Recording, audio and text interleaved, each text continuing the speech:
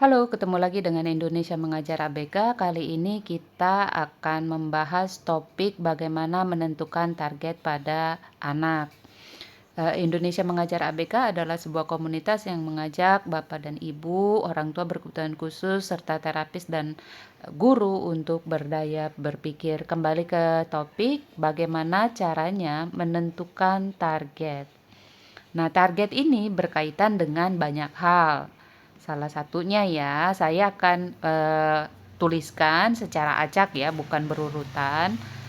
Kognitif, kemudian sosial, kemudian motorik, kemudian regulasi diri, bina diri. Selain itu, akademik, emosi.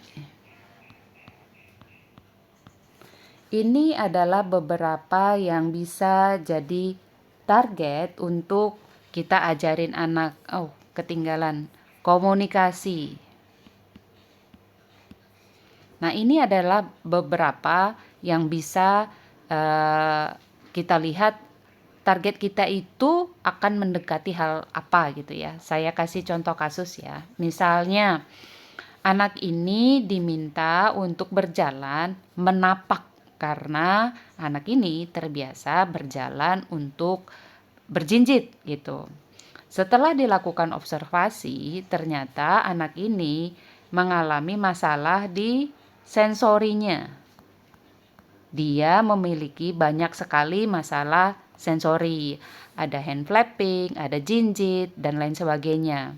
Artinya anak ini juga tidak bisa meregulasi dirinya gitu ya. Tidak bisa meregulasi dirinya karena ada kebutuhan sensorik tersebut. Apakah kondisi dia untuk menapak itu saya bisa hilangkan dengan mengajari sensorinya? Tentu saja bisa, tapi itu akan cukup butuh waktu yang cukup lama. Begitu juga dengan regulasi diri. Saya harus perkenalkan apa yang mengganggu dia, kemudian bagaimana dia menghadapi gangguan tersebut, baru dia bisa berjalan menapak. Sedangkan usia anak ini udah 7 tahun, 8 tahun ya. Jadi kita tidak punya cukup waktu untuk ngajarin dia tidak jinjit, karena ketika dia jinjit dan berlari, kemungkinan kecelakaannya tinggi, kemungkinan jatuhnya tinggi. Maka yang bisa kita lakukan adalah memberikan dia perubahan lingkungan terlebih dahulu, yaitu kita melakukan self-regulate diri dengan modifikasi lingkungan. Modifikasi lingkungan dari lingkungan internal ya, dari diri dia dengan menggunakan sepatu atau sendal gunung. Dengan begitu, yang kita takuti dia celaka, maka kita memintanya dia menapak, itu jadi hilang. Tapi apakah kemampuan dia regulasi diri terhadap gangguan sensoriknya juga hilang? Tidak. Yang paling penting kondisi kecelakaannya jadinya sudah tidak ada lagi. Kecenderungan untuk celakanya sudah tidak ada lagi.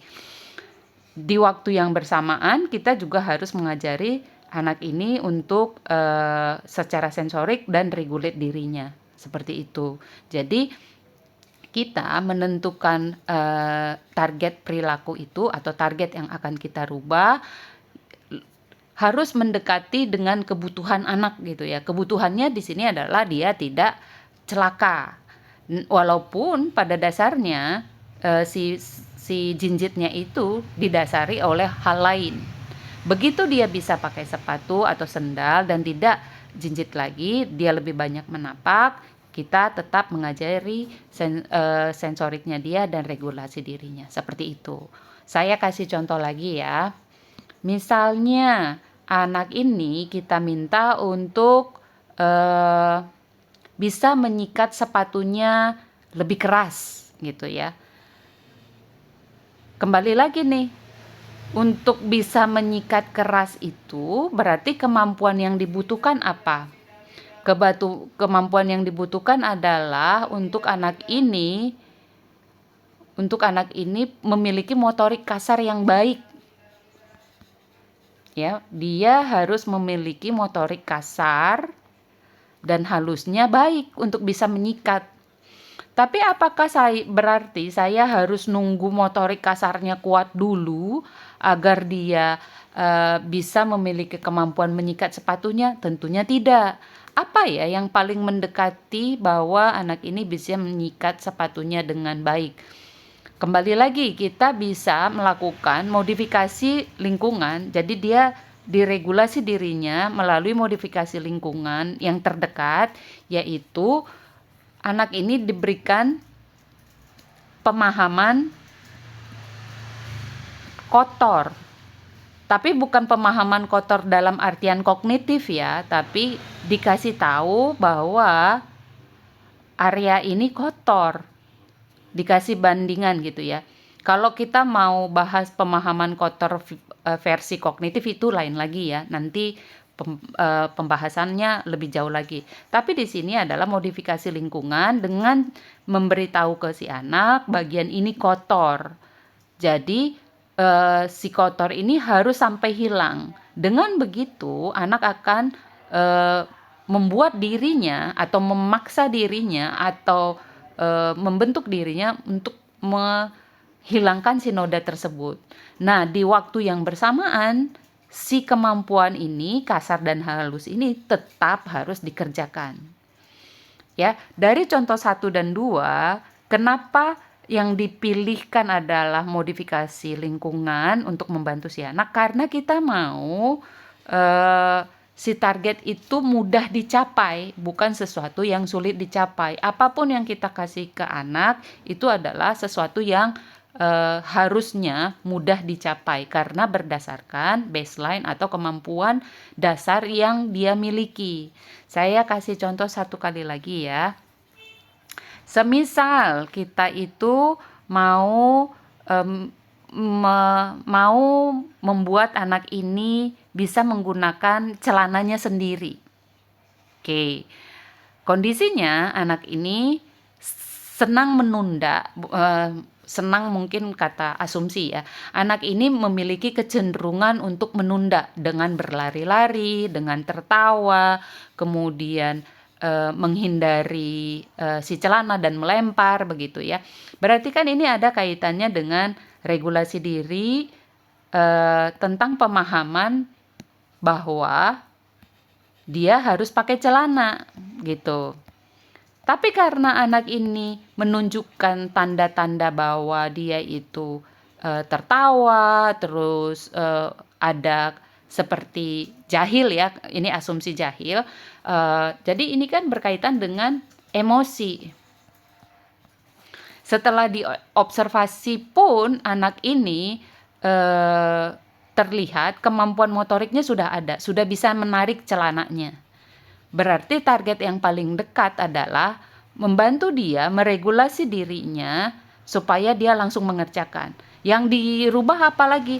Kembali yang dirubah adalah modifikasi lingkungan di mana pengerjaan atau target memakai celananya harus di dekat toilet atau di dalam toilet dengan kondisi bangku yang memudahkan dia untuk memakai celana. Jadi tidak ada kesempatan untuk anak ini berlari atau tertawa kemudian melempar celananya karena sudah dimodifikasi lingkungannya supaya anak ini langsung menggunakan celananya. Seperti itu. Jadi kita lihat dulu apa sih yang menyebabkan target kita itu tidak bisa berjalan, dievaluasi seperti itu ya. Untuk hal-hal lain, kenapa ya dari 3 contoh itu tidak ada yang membahas yang lain? Kalau misalnya ada anak diberikan tugas, tapi dia punya kecenderungan menangis gitu ya, dia punya kecenderungan marah gitu. Nah, itu emosinya dan komunikasinya.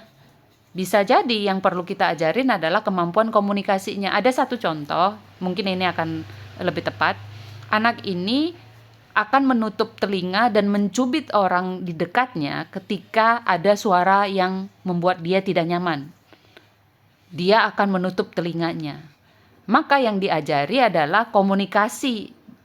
Karena mencubit itu kan untuk mengkomunikasikan kalau dia itu tidak nyaman. Maka bentuk komunikasinya yang dirubah dalam bentuk tulisan, pertukaran gambar, atau pertukaran kartu gitu. Atau dia bicara secara verbal bahwa dia tidak nyaman.